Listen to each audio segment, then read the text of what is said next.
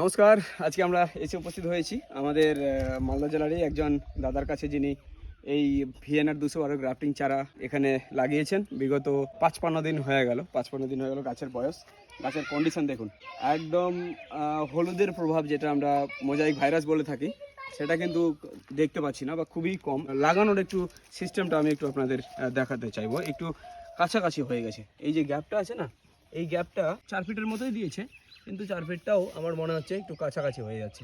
আর এই গ্যাপটা এখানে 3 ফিটের মতো গ্যাপটা দেওয়া হয়েছে, কিন্তু 3.5 ফিট দিলে আরও ভালো হয়, কারণ গাছ কিন্তু লেগে যাবে, একটা গাছের সাথে আরেকটা গাছ লেগে যাবে।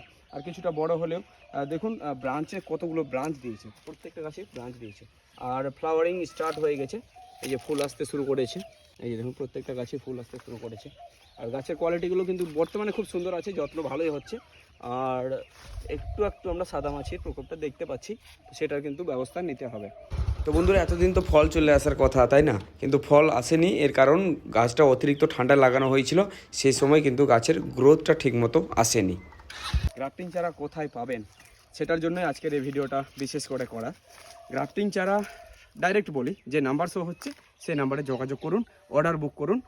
খুব তাড়াতাড়ি গ্রাফটিং চারা আপনারা পেয়ে যাবেন পুরো পশ্চিমবঙ্গে। যে মোটামুটি যাদের যেরকম ক্যাপাসিটি, সেই হিসেবে আপনারা অর্ডার করবেন।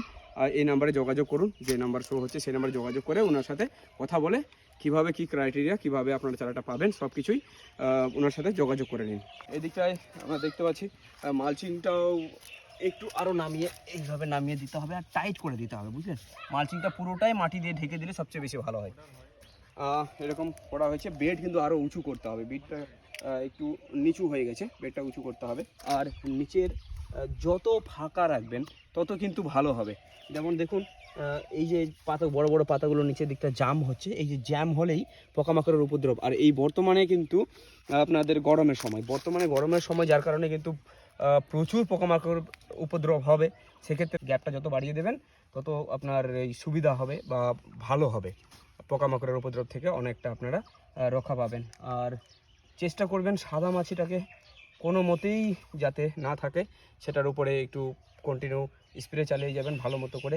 গাছগুলোকে হয়তো এদিক ওদিক দিয়ে স্প্রে, কারণ সাদা মাছি কিন্তু নিচেই থাকে, এই যে নিচেই থাকে। এগুলো একটু চোষক পোকা, দেখবেন এখানে দুটো সাদা মাছি আছে, এই যে দুটো। তো এগুলো হচ্ছে আপনার চোষক পোকা, চুষে গাছটাকে কন্ডিশন খারাপ করে দেয়। তো এগুলো থেকে বাঁচিয়ে রাখতে হবে যে করে হোক। তো এখন সিজন আসছে।